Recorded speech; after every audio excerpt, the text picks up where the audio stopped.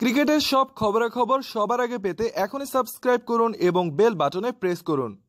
DPL এর আজ 10ম ম্যাচে মুখোমুখি হয়েছে প্রাইম ব্যাংক ও প্রাইম ধলেশ্বর স্পোর্টিং ক্লাব। এই ম্যাচে শুরুতে ব্যাটিং করে 301 রান তুলতে সক্ষম হয়েছে প্রাইম ব্যাংক। 302 রানের পাহাড় সমান লক্ষ্য তাড়া করতে নেমে দারুণ জয় পেয়েছে প্রাইম ধলেশ্বরী। ডিপিএল এর হাই স্কোরিং এই ম্যাচে আজ সকল আলোচনার কেন্দ্রবিন্দু ছিল বাংলাদেশের এক তরুণকে ঘিরে। 25 বছর বয়সী এই তরুণের নাম আলামিন। প্রাইম ব্যাংকের হয়ে ডিপিএল মাতাচ্ছেন তিনি। ধলেশ্বরের বিপক্ষে আজ মাত্র 99 বলে 111 রানের দুর্দান্ত ইনিংস খেলেছেন আলামিন। ডিপিএল এ আলামিনের অসাধারণ এই সেঞ্চুরি নজর কেড়েছে সবার।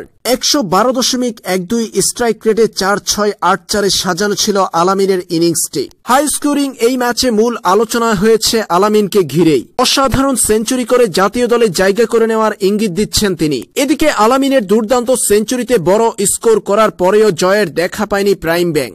ধলেশ্বরের কাছে 10 বল বাকি থাকতে 5 উইকেটে পরাজিত হয়েছে তারা। উল্লেখ্য, আজকের এই ম্যাচে সম্ভাবনাময় তরুণ আলামিন ফার্স্ট ক্লাস ক্যারিয়ারে খেলেছেন 40 ম্যাচ, যেখানে তিনি রান করেছেন 2163, হাই স্কোর 199 এবং গড় 37.29। হয়তো একদিন জাতীয় দলের হয়ে মাঠ কাঁপাবেন এই তরুণ ক্রিকেটার।